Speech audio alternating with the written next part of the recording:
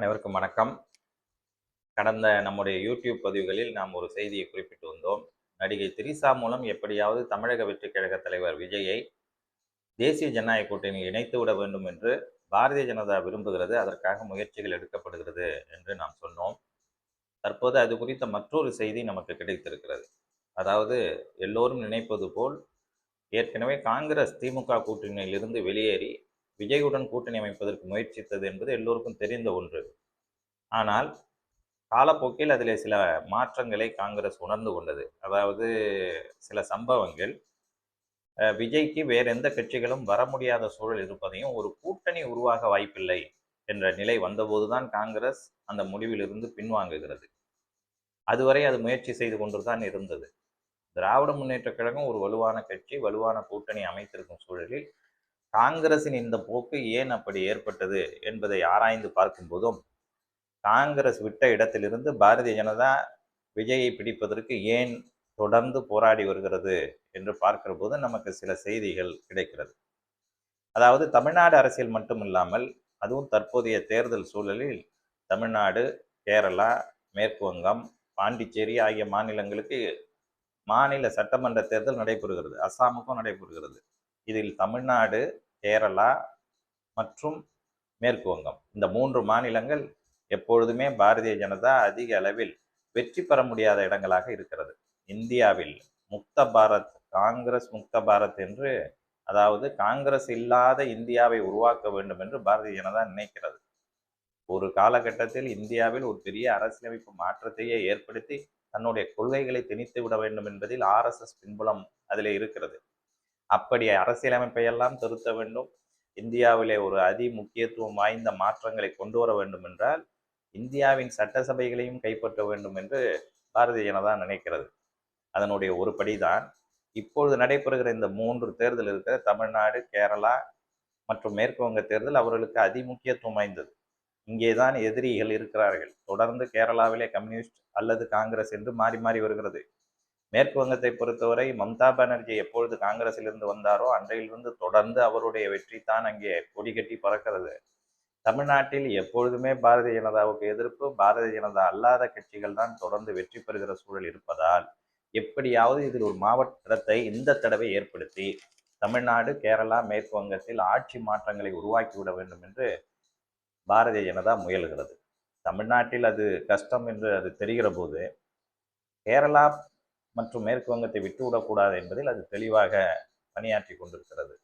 அதன் ஒரு பகுதியாகத்தான் நடிகர் விஜய் குறிவைக்கப்படுகிறார் என்று சொல்லுகிறார்கள். வெறுமனே தமிழ்நாட்டிற்கு மட்டுமல்ல, தமிழ்நாட்டிற்கு விஜய் அதிமுகவுக்கு வேண்டுமானால் தேவைப்படலாம். ஒருவேளை அதிமுக பாரதிய ஜனதா கூட்டணி அமைந்திருக்காவிட்டால் நிச்சயமாக எடப்பாடி பழனிசாமி எப்படியாவது விஜய் கூட்டணிக்கு முயன்று அதை சாதித்திருப்பார் என்று பாரதிய ஜனதா நினைக்கிறது.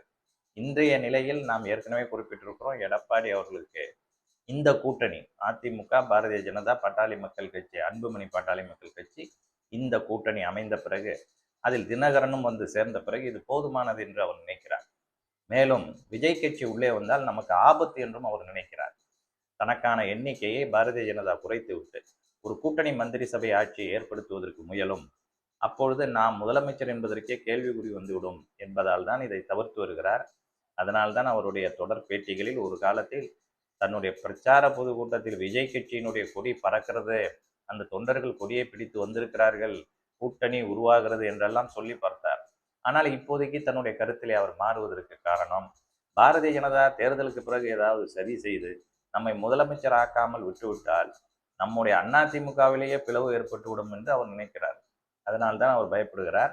அதற்கான வேலைகளை அவர் செய்கிறார். மற்றொரு புறத்தில் ஏன் பாரதிய ஜனதாவும் காங்கிரசும் விஜயை துரத்துகிறது என்ற நம்முடைய முதல் பகுதி கேள்விக்கு வருவோம். அதுக்கு முதல் காரணம், இந்த தமிழ்நாடை தவிர கேரளாவிலும் பாண்டிச்சேரியிலும் ஓரளவிற்கு விஜய்க்கு ஆதரவு இருப்பதாக சர்வேக்கள் சொல்கின்றன. அதிலும் குறிப்பாக பாண்டிச்சேரியில் ஓரளவிற்கு விஜய்க்கு ஆதரவு காணப்படுகிறது.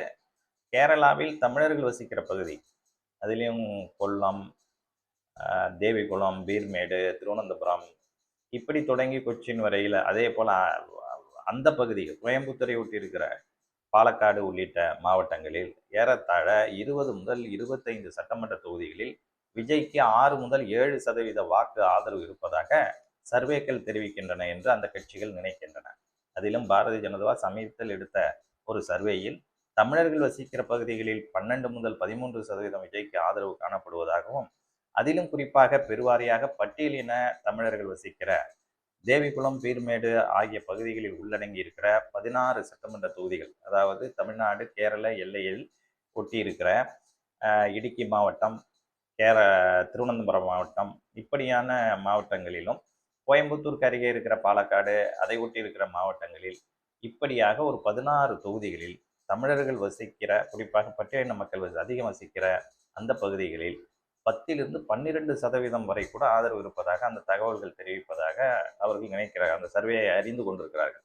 அதனால் இதை விஜயை வைத்து கேரளாவில் நமக்கு ஏதாவது ஒரு அடித்தளத்தை ஏற்படுத்தி விட வேண்டும் என்று அவர்கள் நினைக்கிறார்கள். இப்பொழுது எப்படி பாரதிய ஜனதா நினைக்கிறதோ அதைத்தான் காங்கிரஸ் அப்பொழுது நினைத்தது. திமுக கூட்டணியிலிருந்து வெளியேறி விஜயை சேர்த்து கொண்டால் கேரளாவில் ஒரு மாற்றத்தை ஏன்னா இப்பொழுது சூழ்நிலை கேரளாவில் காங்கிரஸ் வெற்றி பெறுவதற்கான வாய்ப்புகள் அதிகம் இருக்கிறது. நடந்து முடிந்த உள்ளாட்சி தேர்தலில் அங்கே ஆளுங்கட்சியாக இருக்கிற மார்க்சிய இந்திய கம்யூனிஸ்ட் கூட்டணியை விட, இடது கூட்டணியை விட காங்கிரஸ் கூட்டணி அதிக இடங்களில் வெற்றி பெற்றது. எனவே காங்கிரஸ் ஆட்சி அங்கே மீண்டும் அமைவதற்கு வாய்ப்பு இருக்கிற சூழலில் அதை விட்டுவிடக்கூடாது என்பதற்குத்தான் அந்த மாநிலத்தினுடைய முதல்வராக இருப்பார் என்று அறியப்படுகிற KC வேணுகோபால், அதாவது காங்கிரஸ் கட்சியினுடைய பொதுச் செயலாளர், அதற்கு பெரும் பிரயத்தன முயற்சிகளை எடுத்தார். ஆனால் இறுதியாக திமுக காங்கிரஸ் கூட்டணி சோனியா காந்தியை மற்றும் மேலிட தலைவர்கள், மூத்த தலைவர்கள் சிதம்பரம் போன்றவர்களால் அது அமைக்கப்பட்டு விட்டது என்று சொல்லுகிறார்கள். எனவே அதில் காங்கிரஸ் ஒதுங்கி கொண்ட நிலையில் இப்பொழுது பாரதிய ஜனதா அங்கே சேர்ந்து கொண்டிருக்கிறது. எப்படியாவது விஜயை அதே காரணத்திற்காக கேரளாவில் உள்ள வாக்குகளை பெற வேண்டும் என்று அது நினைக்கிறது. மேலும் காங்கிரஸை விட பாரதிய ஜனதாவுக்கு இன்னொரு அழுத்தம் தென்னிந்தியாவில் இருக்கிறது. நான் ஏற்கனவே சொன்னபோது தென்னிந்தியா மாத்திரமல்ல, இந்தியாவில் எந்த மாநிலத்திலும் காங்கிரஸ் இருக்கக்கூடாது, அது தங்களுடைய RSS சித்தாந்தத்தை அடிப்படையிலான அகண்ட பாரதத்தை உருவாக்குவதற்கு இடைஞ்சலாக இருக்கும் என்று நினைக்கிற பாரதிய ஜனதா தமிழ்நாடு மட்டுமல்லாமல் கேரளா, அதற்கு பிறகு கோவா, அதற்கு பிறகு ஆந்திராவில் செறிவாக இருக்கிற கிறிஸ்துவ வாக்குகள், அது தெலுங்கானாவில் கூட சில பகுதிகளில் இருக்கிறது, மும்பை நகரங்களிலே இருக்கிறது, பெங்களூரு நகரிலே இருக்கிறது, கர்நாடகாவிலும் சில பகுதியில், குறிப்பாக பெங்களூர் புறநகர், பெங்களூர் மாநகர்களிலே அதிக வாக்குகள் இருக்கிறது, மங்களூர் பகுதியில் இருக்கிறது. இப்படி கிறிஸ்துவர்கள் அதிகம் வசிக்கிற பகுதிகள் தென்னிந்தியாவிலே அதிகம் இருக்கிறது. அங்கெல்லாம் விஜய்க்கு ஒரு ஆதரவு தளத்தை உருவாக்கினால், பிற்காலத்திலும் இந்த கூட்டணியை நாம் தொடர்ந்தால் தென்னிந்தியாவில் ஒரு வலுவான அடித்தளத்தை நாம் அமைத்து விட முடியும்.